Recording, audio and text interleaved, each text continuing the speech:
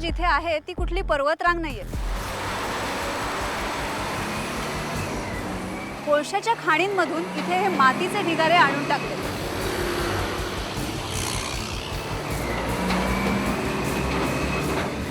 गेली 30 वर्ष या खाणी विदर्भातल्या जंगलांच्या जीवावर उठल्या.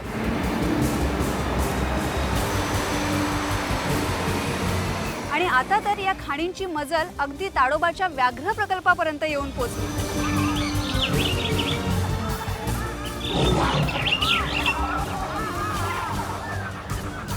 एकीकडे हे जंगल वाचवण्यासाठी पर्यावरणवादी लढा देत आहेत आणि दुसरीकडे सरकार मात्र एकेका खाणीला परवानगी देत चाललंय.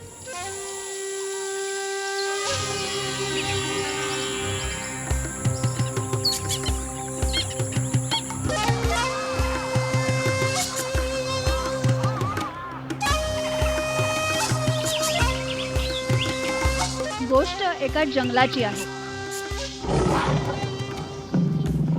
गोष्ट नाही, कहाणीच आहे. ताडोबा व्याघ्र प्रकल्पाला लागूनच असलेल्या जंगलात अदानी ग्रुपची एक कोळशाची खाण येऊ घातली. चंद्रपूरकरांना ही खाण नको आहे. हीच खाण नाही तर पर्यावरणाचं नुकसान करून होणाऱ्या इतरही खाणी नको आहे. ही खाण या घनदाट जंगलाच्या जीवावर उठली. शिवाय तिनं थेट वाघाच्या हद्दीवरच घाला घातलाय.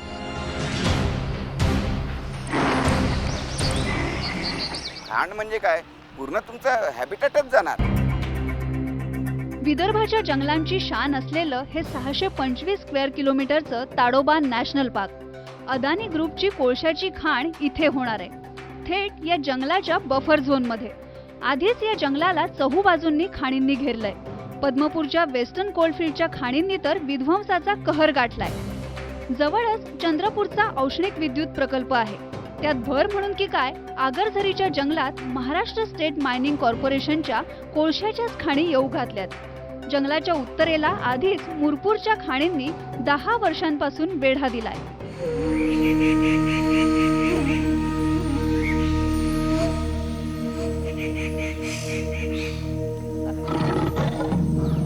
ताडोबाचं हे जंगल नावाजलं ते वाघामुळे, पण वाघच नाही तर कित्येक प्राणी, पक्षी, झाडं, वेली, फुलपाखरांचा हा अधिवास आहे. त्यांचं रक्षण व्हावं म्हणून आखलेल्या हद्दी आपल्यासाठी.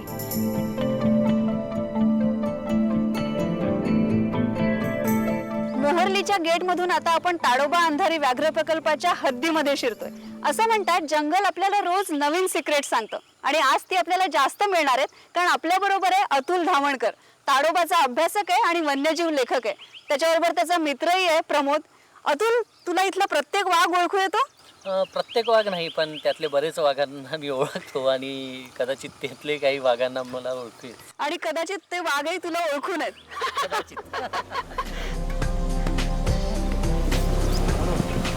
एरवी शुष्क पानगळीचं हे जंगल पावसाळ्यात असं नवं होऊन जातं.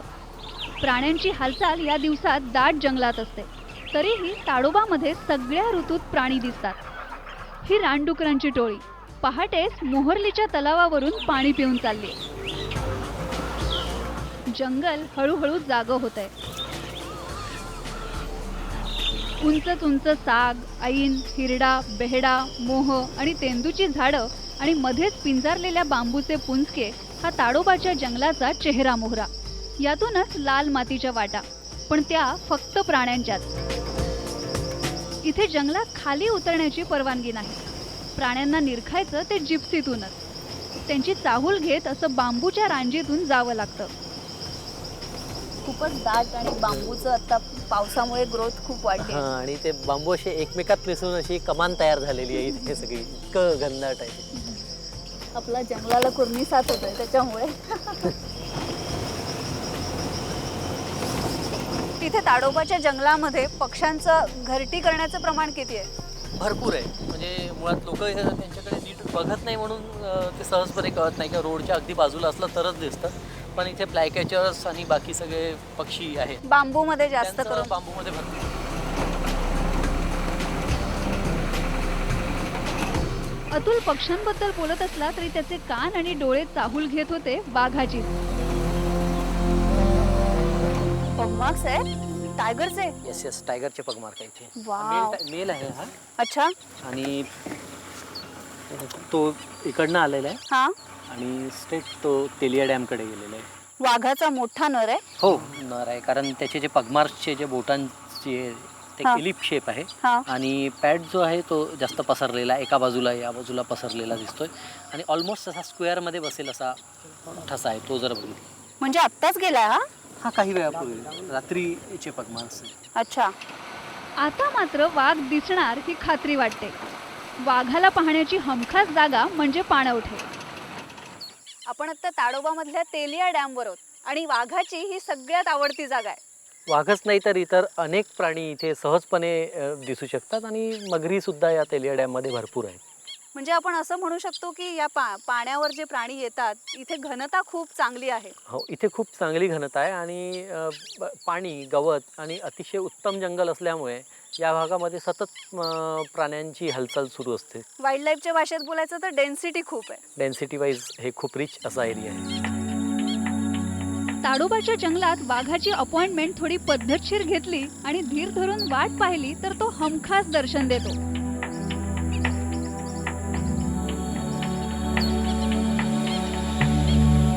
त्याआधी जागोजागी दिसत राहतात त्या वाघाच्या खुणा.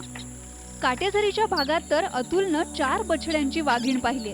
इथे वाघांना सुरक्षित अधिवास मिळालाय, त्यामुळे त्यांच्या प्रजननाचा दरही वाढलाय. ताडोबाच्या जंगलाला म्हणूनच तर नाव पडलंय टायगर बँक. वाघाच्या निमित्तानं जंगलाचं हे वैभव खूप जवळून पाहता येतं. पाऊस पडून गेल्यानंतरच्या उन्हात कोसबा लाईनवर हा रानगव्यांचा कळप आडवा येतो, म्हणजे आमची जिप्सी त्यांना आडवी येते. जंगल तर त्यांचंच आहे. अतुल इथे मोठा नर आहे. 2 आहेत.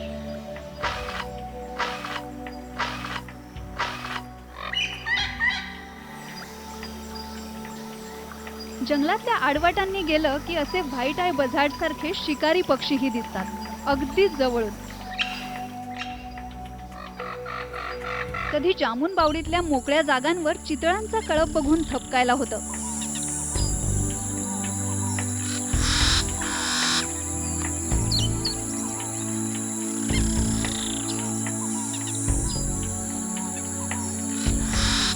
तर कधी काळंबाच्या दाट जंगलात सांबराची सावध मादी पिल्लाला घेऊन रस्ता ओलांडते.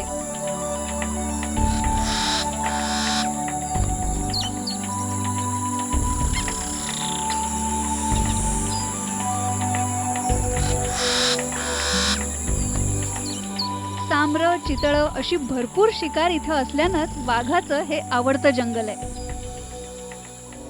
मोहर्लीच्या रेंज मधून आता आपण ताडोबाच्या रेंज मध्ये शिरतोय. ही रेंज ताडोबाचा मुख्य भाग आहे. हो याच्या पुढचा जो भाग आहे तो कोर झोन आहे ताडोबाचा. त्यामुळे वाईल्ड लाईफ इथे एकवटलेलं आहे. बरोबर आहे.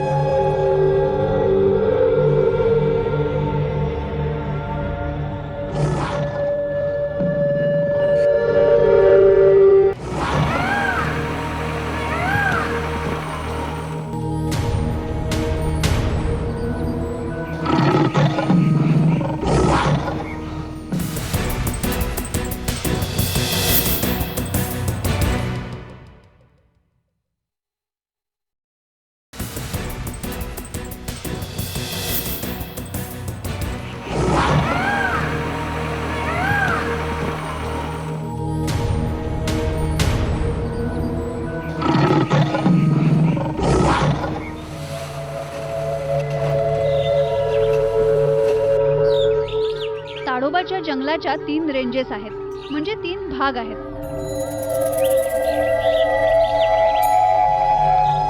मोहर्लीची रेंज अगदी परिघावरची, कोळसा रेंज फक्त प्राण्यांचाच वावर असलेली आणि गर्द, आणि ही ताडोबाची रेंज. ताडोबाचा हा तलाव आणि या तलावाभोवतीचं जंगल हे या नॅशनल पार्कचं हृदयस्थान आहे. उन्हाळ्यामध्ये जेव्हा पाणीसाठे आटतात तेव्हा कोर झोन मधले सगळे प्राणी या तलावाभोवती एकवटतात. तलावाच्या काठाला ताडोबाचं मंदिर आहे. हा देव या जंगलाची राखण करतो अशी इथल्या आदिवासींची श्रद्धा आहे. वाघासारखीच इथे शिकारी पक्ष्यांचीही दहशत तेवढीच. हा क्रेस्टेड हॉक ईगल, हा गरुड ज्या झाडावर बसलाय तिथे जवळच या टक्काचोरांचं घरटं असावं असा अतुलचा कयास. या गरुडाला पिटाळून लावण्यासाठी या पक्ष्यांचा सकाळी सकाळी एकच गलका चाललाय. ताडोबाच्या तलावावर आत्ता तरी हा एकच आवाज आहे. ताडोबाचा वाघ या हद्दीत सुरक्षित आहे. आपापल्या हद्दी तयार करायला, राखायला इथे वाघांना पूर्णपणे मुभा आहे. त्यासाठी ते जंगलाचा कोर झोन सोडून आजूबाजूच्या क्षेत्रातही फिरतात, कधी हद्दींच्या शोधात तर कधी भक्ष्याच्या. आणि त्यासाठी त्यांना जंगलाच्या परिघावरचा भागही आतल्या जंगला इतकाच समृद्ध लागतो. त्या भागामध्ये जर खाणी वाढत राहिल्या, त्या भागामध्ये जर इतर इंडस्ट्रीज वाढायला लागल्यात, तर मग हे जंगलाची जी एक कनेक्टिव्हिटी आहे ती संपुष्टात येईल आणि साहजिकच प्राण्यांना बाहेर जायला किंवा इतर जंगलात जायला जागा उरणार नाही आणि ताडोबा हे एक प्रकारे बेट होईल. ताडोबाच्या कोर झोन मधून बाहेर पडताना हीच धास्ती वाटत राहते. या जंगलात आता अलार्म कॉल्स वाजायला लागले. एरवी वाघाच्या डरकाळीनं दुमदुमून जाणारं हे जंगल आता खाणींच्या सुरुंगाच्या स्फोटांनी हादरून गेलंय. व्याघ्र प्रकल्पाच्या हद्दीतून बाहेरच्या राखून ठेवलेल्या जंगलात आलं की लागतं आगरझरीचं जंगल. आता मी आगरझरीच्या जंगलात आहे. या मातीच्या ट्रॅकवरून वाघाची सर्रास ये जा असते. आगरझरीचं हे जंगल सरकारनं खासगी आणि सरकारी कंपन्यांना खाणींसाठी लीजवर दिलंय. सातपुडा फाउंडेशनचे किशोर रिठे विदर्भातल्या 6 व्याघ्र प्रकल्पांसाठी धोरणांच्या पातळीवर लढतायत. पण आता त्यांना आव्हान वाटतंय ते जंगलाला वेढत जाणाऱ्या कोळशाच्या खाणींचं. या जंगलाच्याच परिसरात असलेली दुर्गापूरची कोळशाची खाण त्यांनी कायद्यानं लढा देऊन बंद पाडली. पण तरीही या जंगलाचा घास घेत चाललेल्या बाकीच्या खाणींचं काय? तर हे जंगल जर आरक्षित आहे, राखून ठेवलेलं आहे, तर मुळात खाणींना परवानगी कशी मिळाली? नाही, खाणी त्या ठिकाणी कोळसा असल्यामुळे खाणींना परवानगी मागण्यात आली. परंतु ती देताना देणाऱ्यांनी ह्याचा विचार केला पाहिजे की या ठिकाणी कोळशासोबतच अमूल्य असं वनक्षेत्र पण आहे. आणि त्यांनी खाणींसाठी जंगलाची हद्द सुद्धा मागे हटवली. एक्झॅक्टली. खाणींनी जंगलाला अक्षरशः गिळंकृत केलेला इथे. ताडोबाच्या जंगलातून बाहेर पडून चंद्रपूरच्या दिशेनं जायला लागलं की सगळं चित्रच बदलून जातं. रस्त्याच्या दुतर्फा असं दिवस रात्र सुरू असलेलं खोदकाम कोळशाच्या खाणींसाठी चाललंय. सपाट दाटीवाटीच्या जंगलापेक्षा हा परिसर दऱ्याखोऱ्या आणि डोंगरांचा झालाय. दऱ्या म्हणजे कोळशाच्या खाणी आणि डोंगर म्हणजे खाणीतून उपसलेल्या मातीचे ढिगारे. पद्मपूरच्या या खाणी वेस्टर्न कोलफिल्ड्स या सरकारी कंपनीच्या आहेत. कोळशाच्या भूमिगत खाणींपेक्षाही इथे अशा उघड्या खाणींमध्ये उपसा आणि प्रदूषण जास्त होतं. अशा ओपनकास्ट खाणींमध्ये कोळशाचे थर लागेपर्यंत खोदत जावं लागतं. हजारो टन माती खणली जाते. जंगलाची कत्तल तर होतेच, पण जंगलातल्या झाडांनी जी माती आत्तापर्यंत टिकवून ठेवली होती तीही अशी ठिसूळ होते. ज्या पाण्याचा उपसा चाललाय तेही जंगलानं कित्येक वर्ष आपल्या पोटात साठवून ठेवलं होतं. हे जे क्षेत्र आहे हे कशाचं तरी वॉटरशेड आहे. म्हणजे या ठिकाणी जर जलसंधारण नाही झालं तर याचा जो खालचा जो भाग आहे हे कॅचमेंट आहे. याचा जो खालचा जो भाग आहे त्या गावांमध्ये परिणाम होणार याचे. खाणीसाठी अशी कित्येक हेक्टर खरवडलेली माती टाकण्यासाठी आणखी एका जंगलावर आक्रमण. ह्याला म्हणतात ओव्हरबर्डन. कोळशाच्या खाणींचा जंगलावर टाकलेला जादा भार, वाहतुकीचा खर्च वाचावा म्हणून जवळच्याच जंगलात आणून टाकलेला. माझ्या मागे हे जे खोल खाणीचं विवर आहे हे ताडोबाच्या जंगलाच्या हद्दीबाहेर आहे. पण इथे आधी राखलेलं जंगलही होतं. ताडोबाचं जंगल आणि हे राखलेलं जंगल यातला सलग पट्टा या खाणीनं मध्येच तोडून टाकलाय. हिरव्या गर्द जंगलाला जन्म देणाऱ्या या मातीत आता फक्त बाभळीची खुरटी झुडपं उगवलीत. ताडोबाहून चंद्रपूरला जातानाच्या पट्ट्याचं हे असं काळकुट्ट आणि रखरखीत चित्र. ही घुसमट चंद्रपूर येईपर्यंत सुरू राहते. यातून सुटका तर नाहीच, कारण पद्मपूरच्या खाणीला लागूनच आहे चंद्रपूरचा औष्णिक विद्युत प्रकल्प. इथे एक फेरी मारली तरी जीव नकोसा होतो. आणि हे चंद्रपूरकर रोज सोसतायत. एकेकाळी ते हिरव्या कंच जंगलातल्या शहरात राहायचे. तरीही औष्णिक विद्युत प्रकल्पाच्या पलीकडच्या बाजूला अजूनही चांगलं जंगल शिल्लक आहे. पण आता नेमकी तिथेच म्हणजे लोहाराच्या जंगलात अदानी ग्रुपची कोळशाची खाण येऊ घातली. खाणीबद्दल निर्णय 1999 मध्ये झालेला आहे की हा धोकादायक आहे पर्यावरणासाठी आणि रिजेक्ट केलेला तर परत रिजेक्ट करावा. आता कोळसा तिथेच आहे, हा काही आपल्याला दुसरीकडे हलवून देता येणार नाही.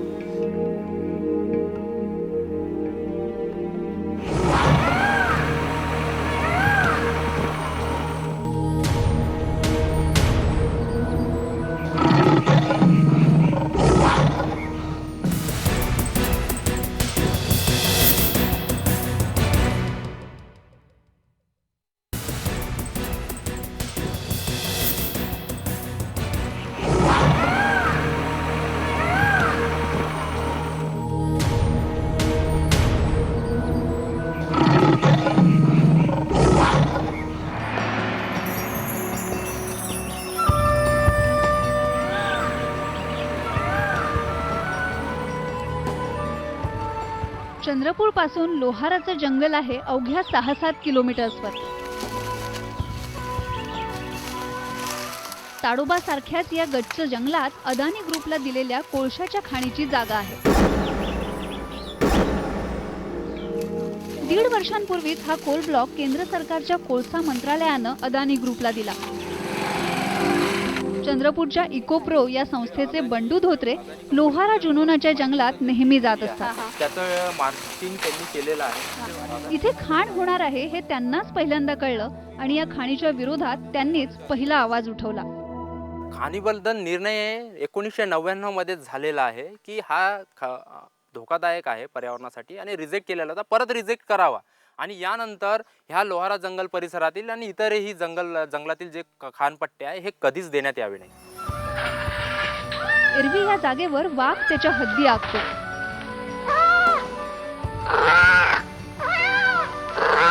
पण आता अदानी ग्रुपनं आपलंच जंगल समजून या झाडांना रंगवून ठेवलंय. या झाडावर केलेलं हे जे मार्किंग आहे, या मार्किंगच्या अलीकडचं जंगल अदानी कंपनीला कोळशाच्या खाणीसाठी हवंय. या जंगलाचा 1750 हेक्टरचा तुकडा या कंपनीनं मागितलाय. खाणीला खरोखरच परवानगी मिळाली तर हे घनदाट जंगल जमीनदोस्त होईल आणि इथे खाणींची खोल विवरं उभी राहतील.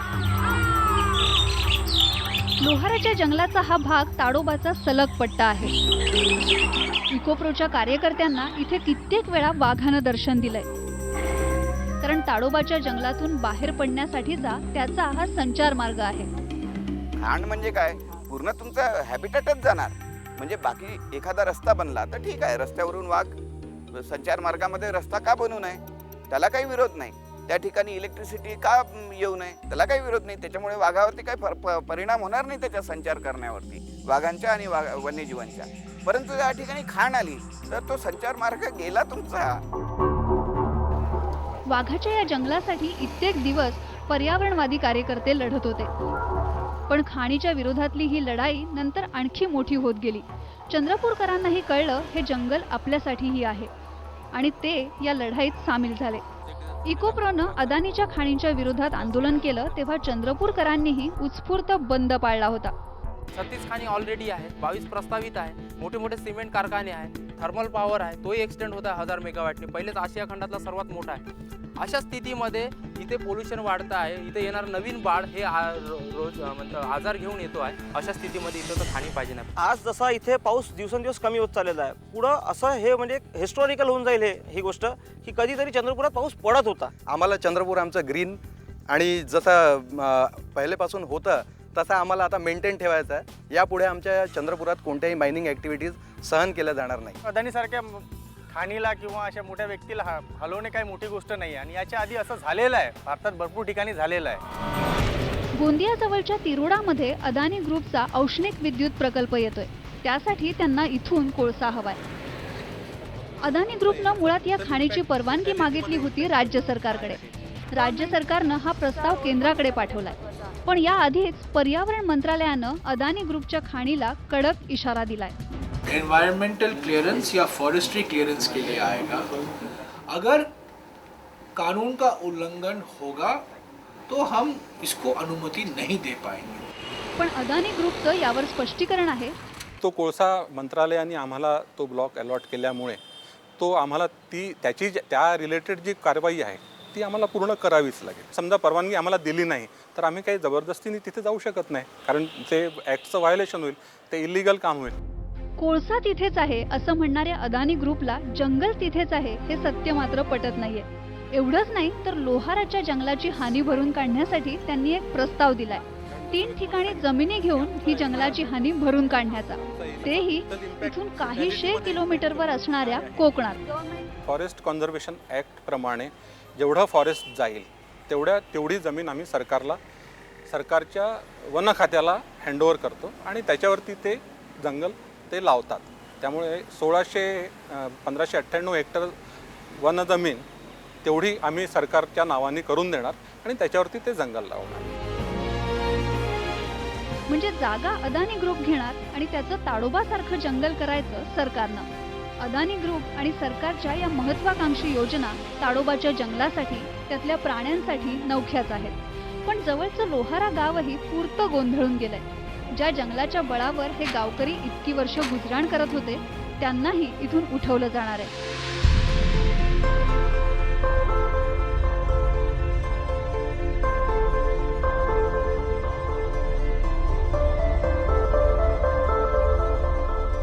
पर्यावरणच पाहिजे, खाण नको, खाण आणि पैसा नको, कारण तरी पण आमची उपजीविका कशी ना कशी चालूच आहे.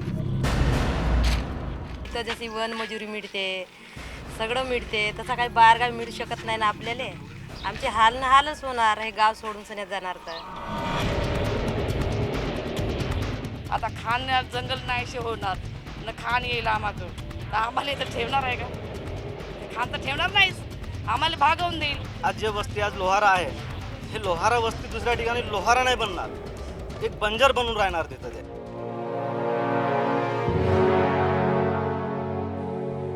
लोहाराजवळ अदानीची खाण झाली तर लोहाराचंही पद्मपूर होणार आहे. शिवाय लोहाराचा आणखीन एक कोल ब्लॉक आहेच. हे जंगल खाणींसाठी कसं घेता येईल यासाठी आणखीही कंपन्या टपून बसल्यात.